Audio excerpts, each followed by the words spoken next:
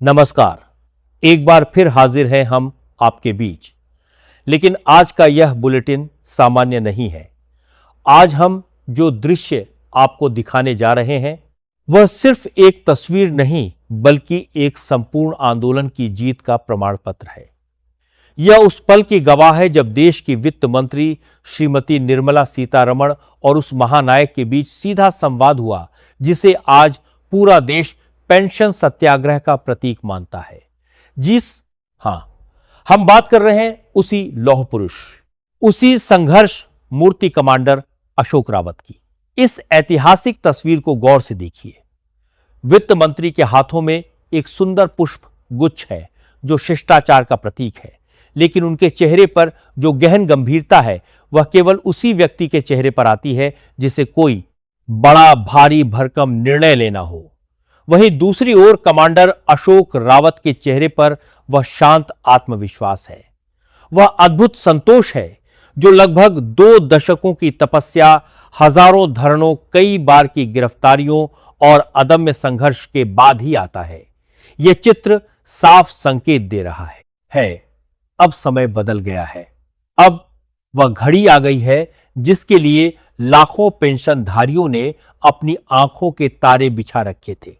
प्रिय दर्शकों, यह कोई नियति वाली मुलाकात नहीं है। यह उस ऐतिहासिक क्रांति की पहली किरण है जिसकी प्रतीक्षा ईपीएस 95 पेंशन योजना के अंतर्गत आने वाले लगभग 75 लाख पेंशनधारियों को पिछले कई दशकों से थी। हमारे पास जो सबसे पहली और सबसे ताजा जानकारी पहुंची है उसके अनुसार केंद्र सरकार ने हाल ही में पेंशन आंदोलन के सबसे मुखर और निडर नेता कमांडर अशोक रावत को एक विशेष आमंत्रण भेजा था। लेकिन यह आमंत्रण केवल उन्हें सम्मानित करने के लिए नहीं था। इसके पीछे एक बहुत बड़ी और ठोस रणनीति थी जिसे धरातल पर उतारने के लिए सरकार अब पूरी तरह से जुट चुकी है।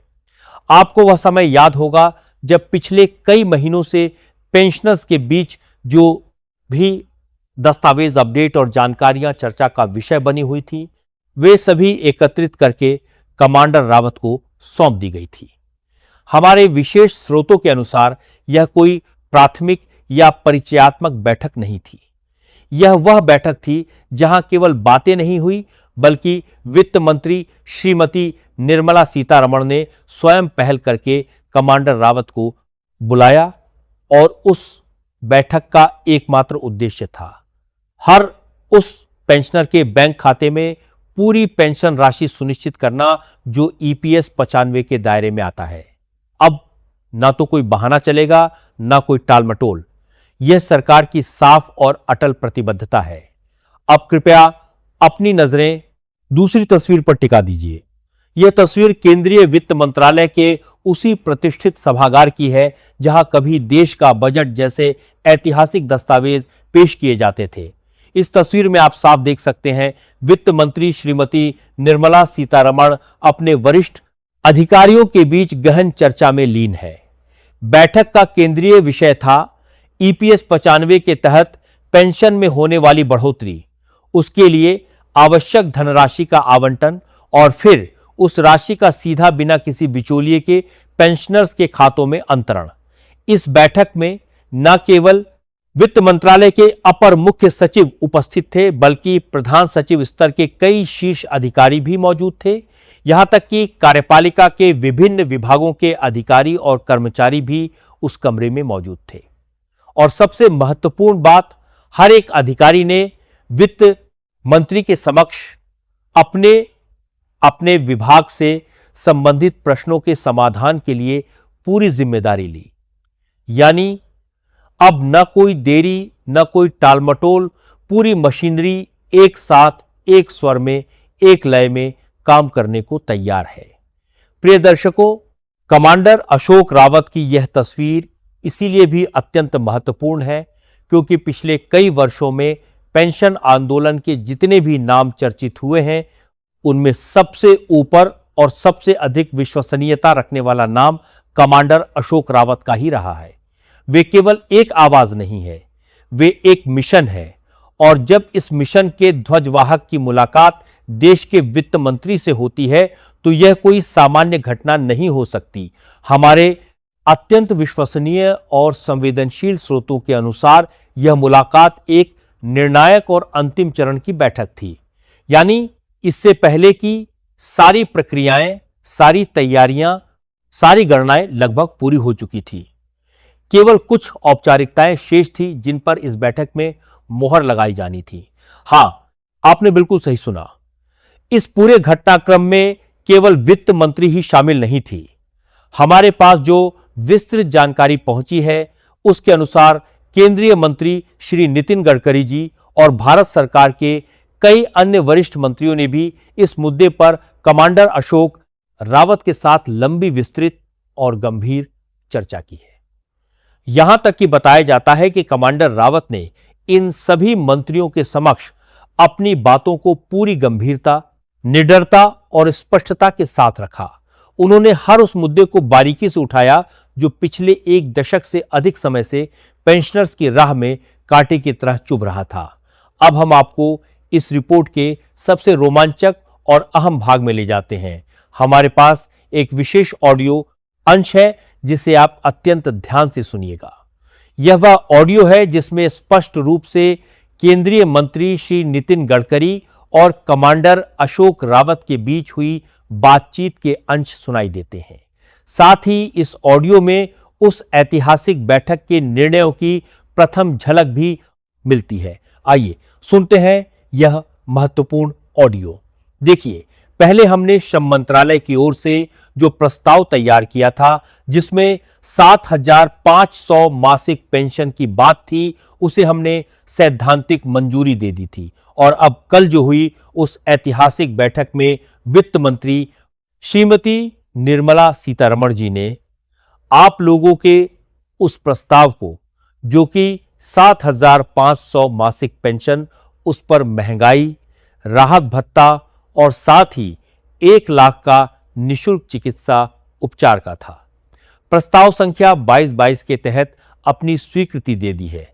लेकिन मैं आपको पूरी स्पष्टता के साथ बता दूं कि अभी से आपके खाते में पूरी राशि नहीं आएगी। फिलहाल एक कानूनी प्रक्रिया के तहत आपको 1,000 प्रति माह की अंतरिम राशि मिलनी शुरू होगी, क्योंकि इस प्रस्ताव को पूर्ण रूप से लागू करने के लिए अभी कुछ और मंत्रालयों की औपचारिक स्वीकृति आवश्यक है। जैसे ही सभी संबंधित मंत्रालय एक साथ इस प्रस्ताव को हरी झंडी दिखा देंगे, तब आपको 7,000 की मासिक पेंशन, उस पर लागू महंगाई राहत भत्ता और 1 लाख का निःशुल्क चिकित्सा लाभ मिलना शुरू हो जाएगा। यह आपके लिए एक बहुत बड़ा उपहार है। 10 वर्षों की लंबी मांग एक साथ पूरी होती दिख रही है। आपके निरंतर धरने, प्रदर्शनों और आंदोलनों का ही यह परिणाम है कि सारे प्रस्तावों पर रिकॉर्ड समय में मंजूरी मिल रही है। बाकी मंत्रालयों से मंजूरी आने के बाद यह प्रस्ताव सीधे प्रधानमंत्री कार्यालय और फिर कैबिनेट के समक्ष जाएगा। उसके बाद देश के लगभग 75 लाख पेंशनधारियों के खातों में 7,000 की जगह 7,500 आने शुरू हो जाएंगे। साथ में महंगाई भत्ता और 1 लाख का मुफ्त इलाज।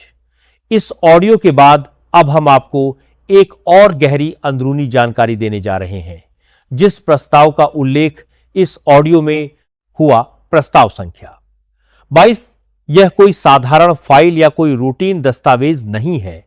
यह प्रस्ताव श्रम और रोजगार मंत्रालय की ओर से अत्यंत सावधानी और बारीकी से तैयार किया गया था।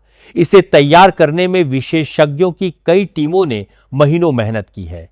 इसके साथ प्रस्ताव को कैबिनेट सचिवालय, माननीय मंत्री श्री मनसुख मांडविया और वित्त मंत्री श्रीमती निर्मला सीतारमण के संयुक्त और समन्वित प्रयासों से मंजूरी दी गई है। हमारे अत्यंत करीबी सूत्रों का कहना है कि इस प्रस्ताव के तहत निर्धारित पेंशन राशि को सीधे डीबीटी प्रत्यक्ष लाभ अंतरण के माध्यम से पेंशनर्स के बैंक खातों में भेजने की पूरी प्रक्रिया अब अपने अंतिम चरण में है। लेकिन इतना भर ही नहीं है, यह एक बहुत बड़ी और जटिल प्रशासनिक प्रक्रिया है। आइए अब आपको कानूनी पहलू से भी अवगत कराते हैं।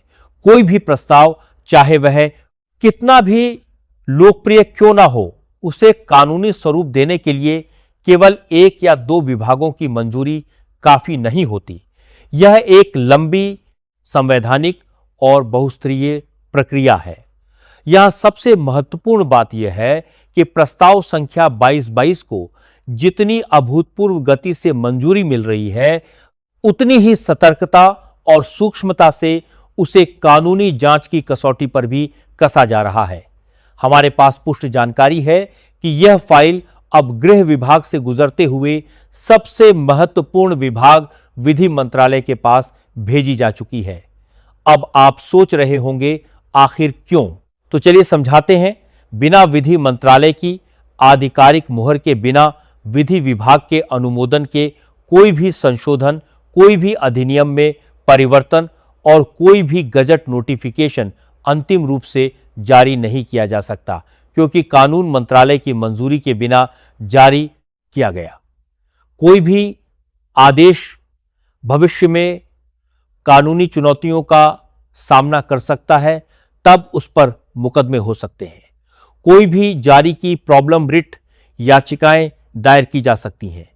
इसलिए विधि मंत्रालय इस बात की बारीकी से जांच करता है कि प्रस्ताव में कहीं कोई त्रुटि तो नहीं है। क्या प्रस्ताव संविधान की मूल भावना के अनुरूप है और क्या ऐसा कोई प्रावधान है जो भविष्य में किसी कानूनी उलझन का कारण बन सकता है। विधि मंत्रालय की मंजूरी के बाद ही उस प्रस्ताव में मौजूद सभी बाधाओं और शर्तों को हटाकर एक ठोस, पुख्ता और अटल कानून का निर्माण किया जाता है। यही भारतीय संविधान की सुंदरता और मजबूती है। इसी प्रक्रिया से गुजरने के बाद ही फाइलें अपना अंतिम अमिट रूप धारण करती हैं और उसके बाद ही आपके बैंक खाते में पेंशन की बढ़ी हुई राशि का भुगतान सुनिश्चित होता है। समझ लीजिए कि प्रस्ताव संख्या 2222 अब केवल एक फाइल नहीं रह गई है, बल्कि यह लगभग 75 लाख परिवारों की आशा, उनके सपनों और उनके बुढ़ापे का सहारा बन चुकी है। श्रम मंत्रालय और वित्त मंत्रालय ने अपनी भूमिका निभा दी है। अब यह फाइल विधि मंत्रालय में है, जहां इसे अंतिम कानूनी स्वरूप दिया जा रहा है। हमारी पूरी कोशिश और विश्वसनीय स्रोतों के अनुसार यह सुनिश्चित किया जा रहा है कि बिना किसी कानूनी पेंच के यह मामला जल्द से जल्द कैबिनेट और फिर प्रधानमंत्री कार्यालय तक पहुंचे। आप लोग बिल्कुल निश्चिंत रहिए। जो प्रस्ताव बनकर तैयार हो चुका है, 7,500 मासिक पेंशन, महंगाई राहत भत्ता और 1 लाख का निशुल्क चिकित्सा, यह सब पक्का है। यह तय है, बस कानूनी औपचारिकताओं में थोड़ा समय लग रहा है, ताकि बाद में किसी को कोई शिकायत या कानूनी चुनौती का अवसर ना मिले। अब हम उस मोड़ पर आ गए हैं जहां हर पेंशनर, हर देशवासी केवल एक ही आवाज सुनना चाहता है। कमांडर अशोक रावत की वह आवाज जिसने सत्ता के गलियारों में हलचल मचा दी। जी हां, वही शख्सियत जो पेंशन आंदोलन की सबसे बड़ी पहचान है, जो आज पूरे भारत के राजनीतिक परिदृश्य पर एक मजबूत और उभरता हुआ नाम है।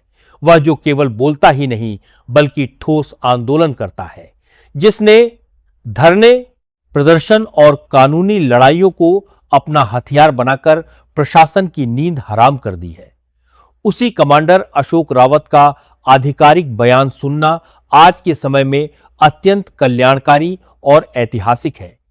तो पेश है कमांडर अशोक रावत के शब्दों में उनका सीधा और सशक्त संदेश हमारे लगातार, अथक और कभी ना रुकने वाले धरने, प्रदर्शनों, आंदोलनों और कानूनी जंगों के बाद सरकार मजबूरन हमारी हर मांग पर गंभीरता से विचार करने को विवश हुई है। मैं आपको साफ साफ बता दूं कि आज ही नितिन गडकरी जी ने